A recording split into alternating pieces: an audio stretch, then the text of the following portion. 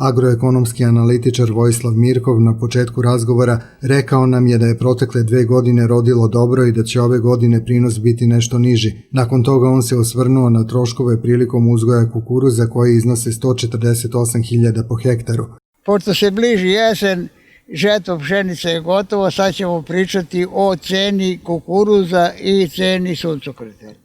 Mi smo imali zadnje 2 godine da nam je kukuruz dosta, ne dosta, nego dobro rodio. Imam ja to zapisano doću. Sad ove godine malo neće biti baš toliko. Ja ću sad izneti koliko ja predviđam i koliko.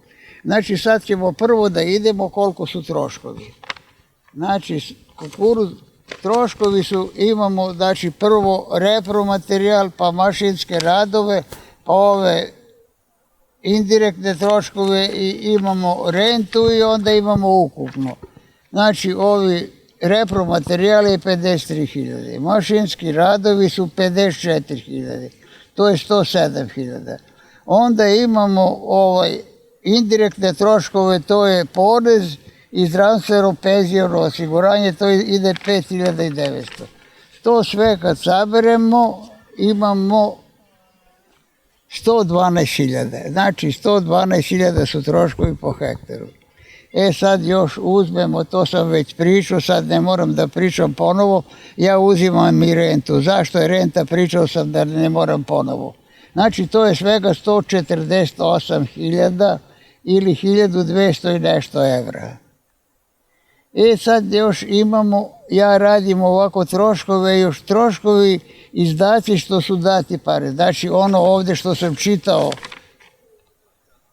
mašinski radovi, tu ide amortizacija, ide plata traktorista, ide tekuće održavanje, a ovo što su troškovi izdaci, to ne idu radovi, ne ide ništa, nego samo što su date pare. Znači to samo, to ima 89.000, znači možda zaokružimo na 90.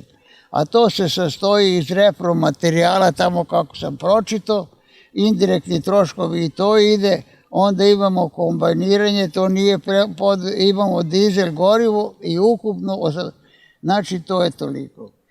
Sad, imali smo recimo, na našem imanju je prošle i pretprošle godine bilo preko 12 tona. A u Srbiji je bilo, evo mogu da nađem, 7,4 i 7 prosječno je bilo u Srbiji 7,4 i 7,5 tona. A pred one godine je bilo 5,4, evo kukuruz u Srbiji 2017. 4 tone. To je kod nas isto bilo 4 tone jer bila je suša. Imali smo 2018. u Srbiji 7,8 tona i 2019.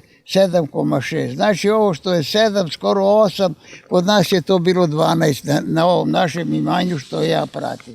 Mirkov se bavio i analizom otkupne cene kukuruza koja bi bila odgovarajuća kada se uporede prinosi i troškovi. Komentarišući cenu kukuruza tokom godina, Mirkov je rekao da je cena u stagnaciji ili u opadanju dok troškovi rastu.